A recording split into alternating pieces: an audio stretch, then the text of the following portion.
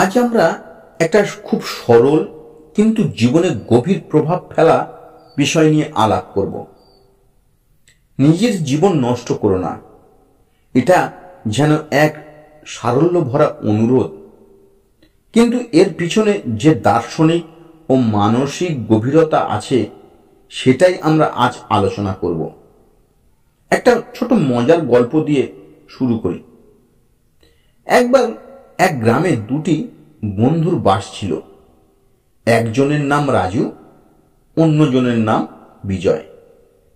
রাজু সবকিছু তড়িঘড়ি সমাধান চাইত, যেমন খুব বড়লোক হবে, সবসময় সুখ শান্তিতে থাকবে। কিন্তু বিজয় খুব ধীর, চিন্তাশীল, পরিকল্পনা প্রিয়। তাই বন্ধুরা, আপনারা বুঝতেই পারছেন দুজনের মধ্যে কতটা পার্থক্য। আসলে আমাদের জীবনযাপন কেমন হওয়া উচিত এরই ছোট প্রতিচ্ছবি বললাম। যে জীবন পরিকল্পনা ছাড়া, মূল্যবোধ ছাড়া সাময়িক সুখের জন্য ছুটে চলে, সে জীবন ধীরে ধীরে নিজেকে ধ্বংস করে ফেলে। আর ধীরে ধীরে ভাবনা চিন্তার মাধ্যমে আর নৈতিকতার সাথে গেঁথে থাকা জীবনের আসল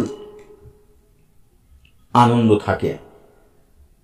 অনেক সময় আমরা অন্যদের চোখে নিজেকে বিচার করি, সে যা করছে আমিও তাই করব। আমাদের মনে হয় তার মতো না হলেও আমি পিছিয়ে পড়ব। কিন্তু প্রশ্ন এখানে, তুমি কে?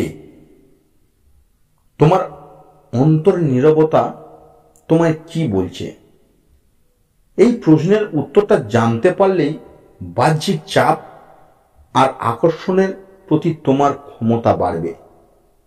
ক্ষমতা মানে ভিত্তি থাকা। একটি বড় গাছের মতো গভীর শিকড় হলে যতই তুফান আসুক তোমাকে উবড়ে ফেলতে পারবে না। আজকের সোশ্যাল মিডিয়া আমাদের জীবনযাত্রাকে এমন এক জায়গায় নিয়ে গেছে, কমেন্ট আর লাইক হলো জীবন চিহ্ন। কিন্তু মনে রেখো, লাইক কমেন্ট ক্ষণিকের জন্য, স্থায়ী নয়। ক্ষণিকের সুখ পেতে গিয়ে জীবনের বড় নেতৃত্ব, সম্পর্ক, সময় চুরি করে নেওয়া, এটি জীবন নষ্ট করার চাবিকাঠি। আমি এক ভক্তকে জিজ্ঞাসা করেছিলাম, তোমার বাবার সাথে শেষ কবে কথা বলেছিলে তুমি? সে বলল,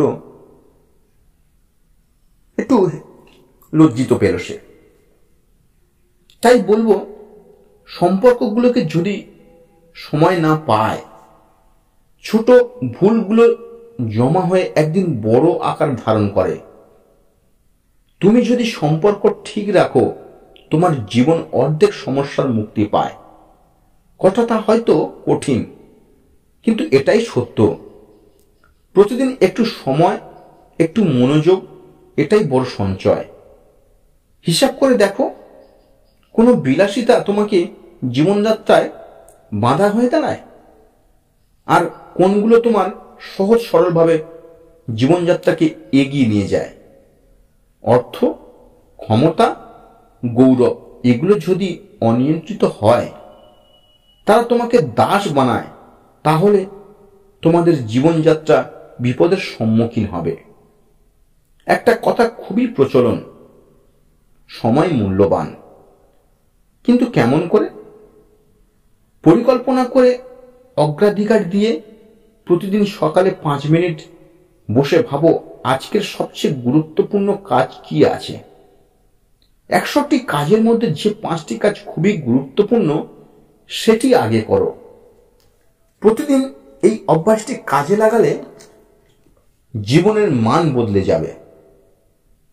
জীবন নষ্টের পিছনে বড় ভূমিকা রাখে আমাদের ছোট ছোট সিদ্ধান্তের ভুল। তাই ছোট ছোট বুদ্ধিমত্তার সাথে বিতর্কে না গিয়ে তোমার জীবনযাত্রাকে বড় বিপদের হাত থেকে বাঁচাও।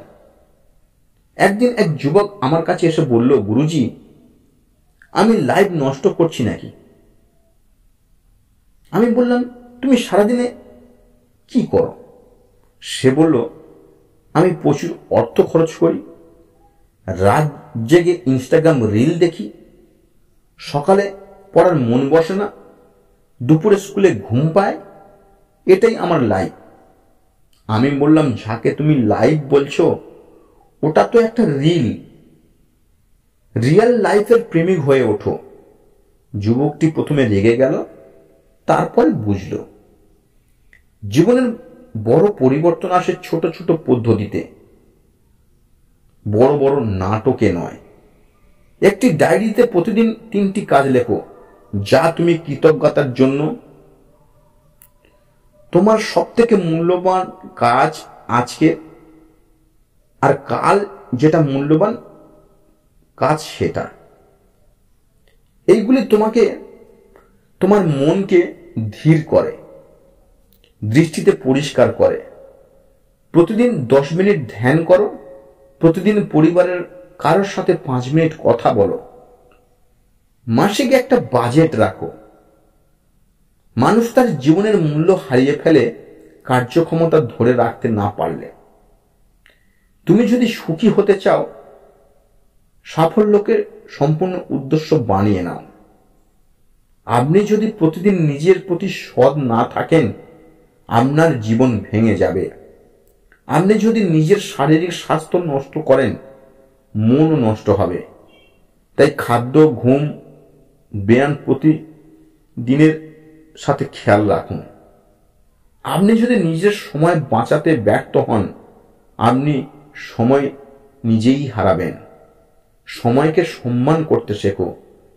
বন্ধুরা, জীবন নষ্ট না করার প্রতিজ্ঞা করো।